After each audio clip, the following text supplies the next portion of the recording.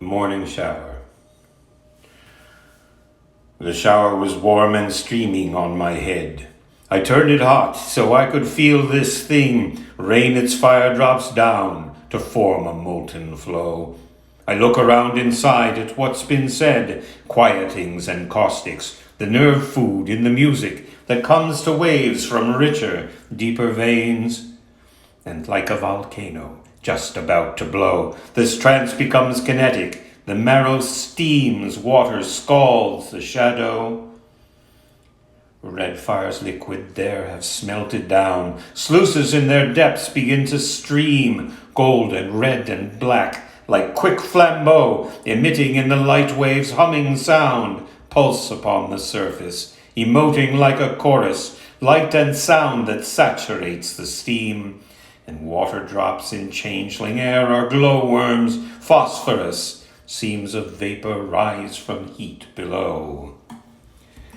The liquid is running through me like a flume, but water slides, transient, through a sieve, and cools to temperance the river of fire that hisses like a whale spout full of spume, while streams of moltens harden in the reddened fire. I'm privileged to live unmeasured by insatiate desire that feeds this hot infusion and gilds the strings that sing upon the lyre.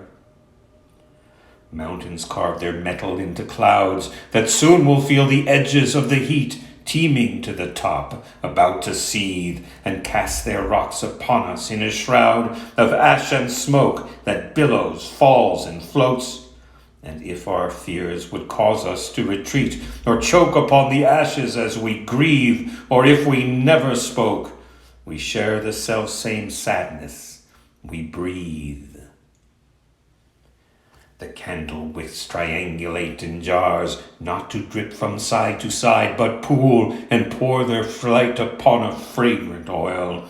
The obelisks, inflamed to scorch the stars, pulse, breathe, suck the wind from air, then ignite the elements that cool, messages of moods, as if to roil atmospheres that share the fire of eyes that cause the seas to boil. Now the mountain towers above the sun, that hidden by descent and elevation, until it finds the curve that calls out night, brings to being skies with silver flame that, like a fountain, jets into propulsion atom rivers, starbursts as they seem to congregate in light or its dispersion, an ambient diffusion, and canting fires of night into a dream.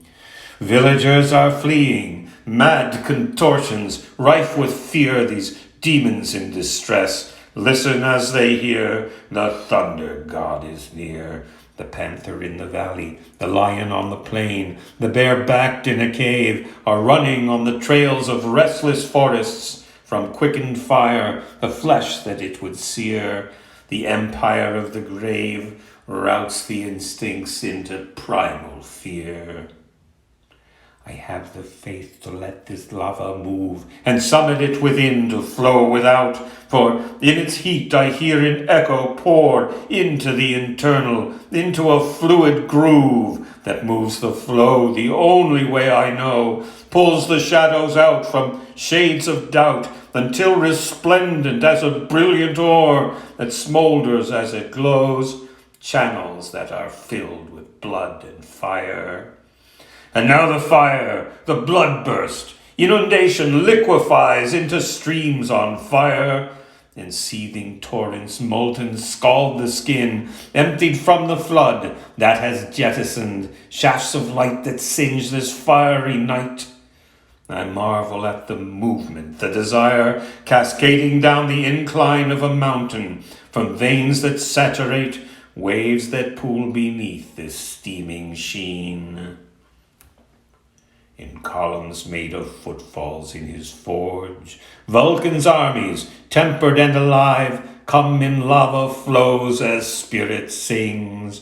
I know this surge may enervate and urge to find that singing is itself a thing, Inspired by fires, the tempests writhe on pages lit aflame with the flare she brings to this and everything, a burning that explodes into her being.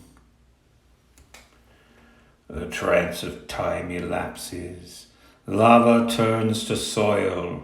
The earth is rich, fertile things now grow, but underneath the crust the core is red. The golden stream is spilling to a boil. I see it steam as in a living dream, and know that I am living in a volcano, as though its fires are vivid in the blood, flashing in the flow of lava that still is streaming in my head.